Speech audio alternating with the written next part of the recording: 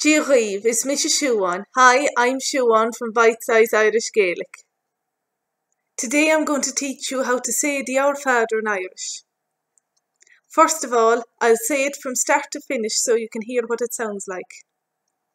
Then I'll go through it sentence by sentence. nAthair, ah-taw nyáv, go nay-fer naamh, go dtaga ríocht, go ndéantar talamh, mar dhéantar nyáv.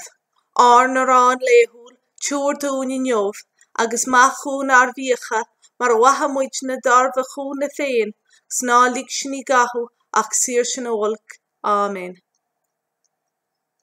Now here it is, broken down line by line. nAthair, ah-taw nyáv. Our Father who art in heaven. nAthair, ah-taw nyáv. Go nay-fer naamh. Hallowed be thy name. Go nay-fer naamh. Go dtaga ríocht. Thy kingdom come. Go dtaga ríocht. Go ndéantar thoil an talamh. Thy will be done on earth. Go ndéantar thoil an talamh. Mar dhéantar nyáv. As it is in heaven. Mar dhéantar nyáv.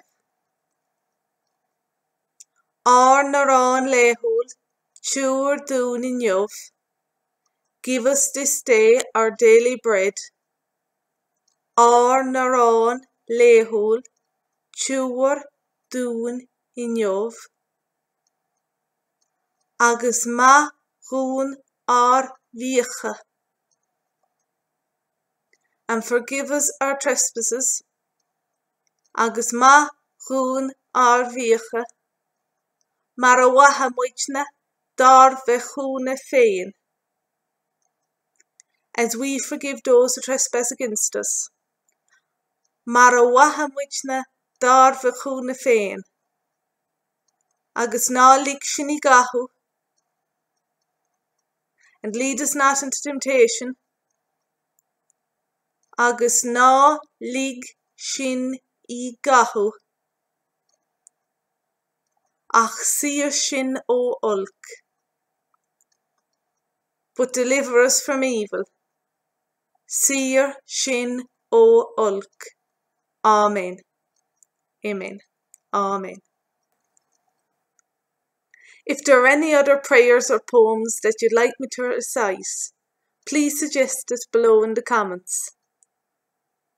If you'd like to learn more Irish, why not take a free trial of Bite Size Irish Gaelic at www.bitesize.irish.